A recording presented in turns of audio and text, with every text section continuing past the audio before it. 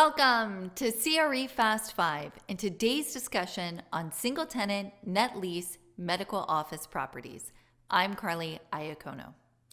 We spend a lot of time discussing net lease retail because it's such a high volume segment of the net lease market.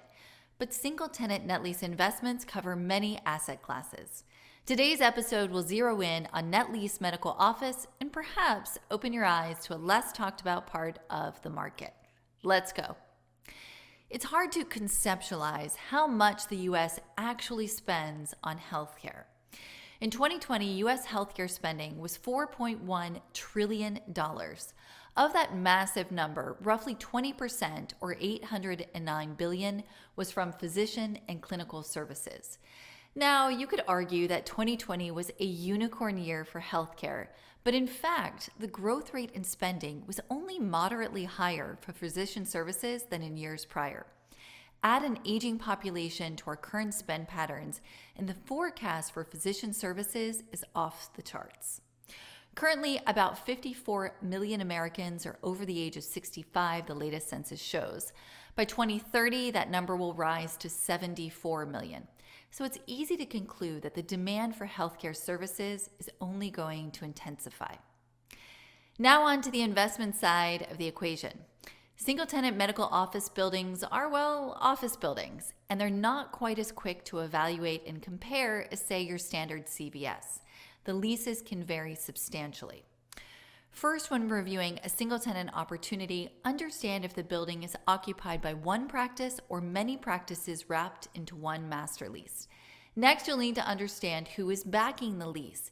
Is it an individual, an established group of doctors, or a hospital system? Third, you'll want to dive into the future plans of the group as much as possible. How long has the practice been established? Do the doctors have a succession plan in place if they're nearing retirement? Are they in growth mode? Now, unless the asset you're considering is a sale leaseback, indicating the seller is also operating the business at the time of sale, some of the aforementioned information may be very difficult to ascertain. Do your best to get comfortable with the practice. Fourth, you'll want to review the condition of the building both inside and out and thoroughly understand any landlord responsibilities. Remember that something being marketed as triple net may still have capital improvements such as roof and structure as a landlord responsibility.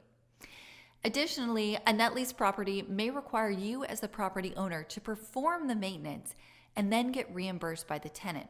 So who is practically responsible for things like snow plowing can be different than who is financially responsible. Read your lease carefully.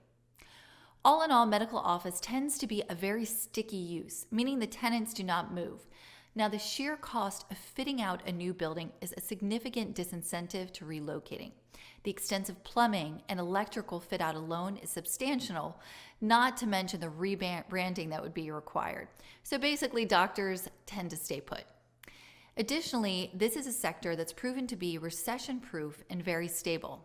Last year, medical office landlords collected more than 95% of rent due, according to the data firm Revista LLC.